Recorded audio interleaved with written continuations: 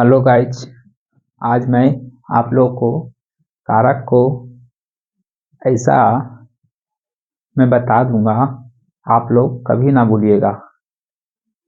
ठीक है। और मेरा वीडियो पर अगर सबसे पहले आए हो तो सब्सक्राइब शेयर करना ना भूलें। ठीक है, क्योंकि मैं कारक को मैं बताऊंगा और चिन्ह बताऊंगा, उसके अर्थ, और वो भी छोटा सा पॉइंट में और ट्रिक के माध्यम से। जैसे कि 10th में 12th में ये सब क्वेश्चन मार्क्स आता है और कहाँ से पूछा जाता है, तो इन्हीं को अगर नहीं याद होता है तो आज मैं याद कराने की गारंटी लेता हूँ। ठीक है। और जैसा कि आप लोग पढ़े होंगे, कारक कारक आप जानते होंगे, उसका कर्ता चिन्ह भी जानते होंगे, कारक चिन्ह जानते होंगे, लेकिन कारक को संस्कृत में विभक्ति बताते हैं। से प्रथमाने द्वितीय को, तृतीय को, चतुर्थी से पंचमी के, षष्ठी के, सप्तमी, संबोधन उसमें भी चलेगा, लेकिन इसमें हिंदी में बताऊंगा।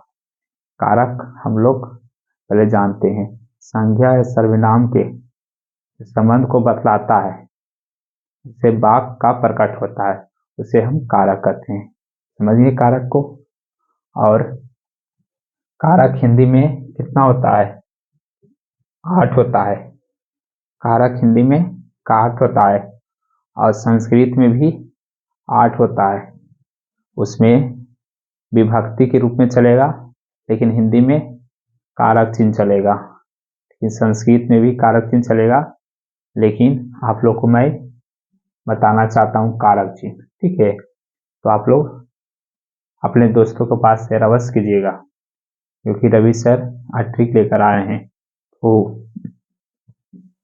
बिना देर करते हुए मैं आप लोग को मैं बताना चाहता हूँ, बता दिया हूँ कारक किससे कहते हैं। अब कारक कितने भेद होते हैं? कारक के 8 भेद होते हैं। कारक किससे कहते हैं? संज्ञा और सर्वनाम के जो संबंध को बतलाए और वाक्य के प्रकट करता है, उसे हम कारक कहते हैं। ठीक है। कारक चिन्ह और इसका अर्थ छोटा सा अर्थ दिए हैं, इसीलिए समझने के लिए।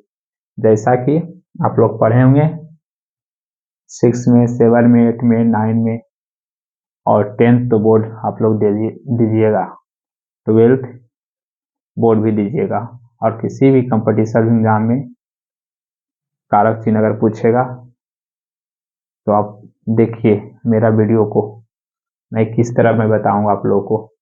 जैसे कर्ता चिन्ह यानी कारक चिन्ह मैं बताऊंगा। कर्ता ने कर्म को करण से संप्रदान के लिए अप्रदान से जो निकलेगा वहां जुदाई का बोध, अप्रदान से संबंध का के लिए अधिकरण, यानी का के बाद हम रा रे भी रख सकते हैं, ना ने भी रख सकते हैं। अधिकरण में पर संबोधन हे, रे, हो, जी, इस तरह कारक चिन्ह होता है। तो मैं आप लोग के सामने में बताना चाहता हूँ, कारक चिन्ह में नहीं बताया हूँ। तो कर्ता कारक जो होता है, कर्ता कारक को हम क्रिया यानी कर्ता को हम बोलते हैं काम करने वालों को। काम करने वालों को कौन सा कारक बोलेंगे? कर्ता कारक। कर्ता के बाद है कर्म। ठीक है। कर्म कारक।